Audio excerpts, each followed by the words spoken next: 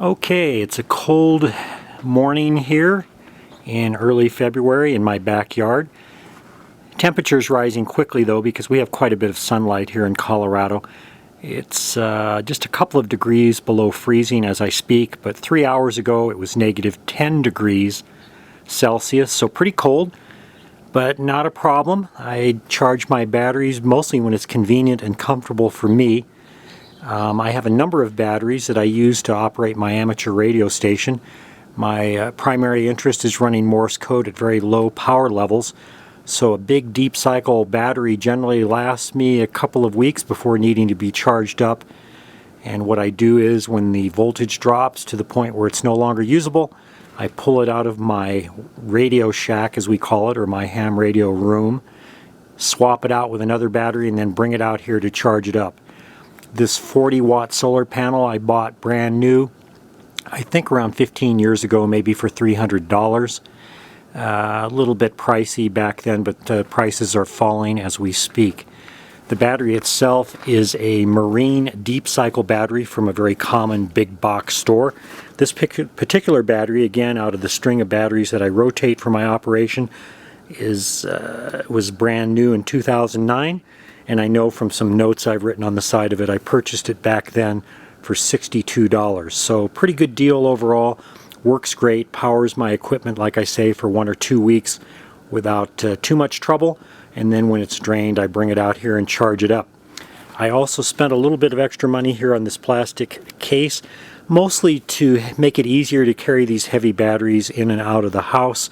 But also in the rare, unusual event that there might be some leakage, that case is resistant to battery acid and would protect my floor in the Radio Shack. Also in the system here is a bunch of wiring, as you can see, kind of a narrower gauge wire, I think maybe 12 gauge wire from the 20 volts off the panel going into a SunLogic charge controller.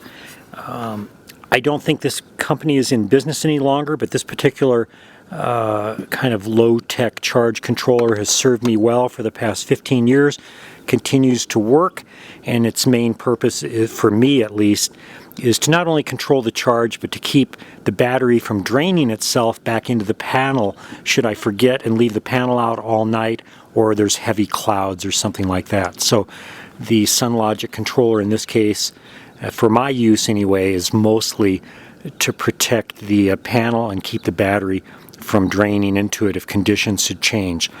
For the lower voltage from the controller and into the battery itself, I use a heavier gauge wire. I believe that's a 10 gauge wire, and as you can see, there's a inline fuse to kind of protect the system as well. And probably equally interesting is I'm using a pitchfork, which is common for me. You can see it there to support the solar panel, and the reason for that is it's cheap, it sticks into the ground easily, and it allows me to rotate the panel to follow the path of the sun as needed.